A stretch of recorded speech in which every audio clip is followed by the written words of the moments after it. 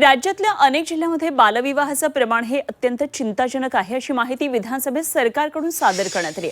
परभणीमध्ये सर्वाधिक 48% मुलींचं लग्न हे 18 वर्षांपूर्वी झाल्याची माहिती आहे। बालविवाह रोखण्यासाठी सरकार एक मोठं पाऊल उचलतंय। लग्नपत्रिकेवर आता वधू आणि वराच्या नावापुढे जन्मतारीख लिहावी लागणार आहे। राजस्थानच्या धर्तीवर राज्य सरकार हा निर्णय घेणार आहे। मंत्री आदिती तटकरे यांनी विधानसभेमध्ये याबाबतची माहिती दिली आहे।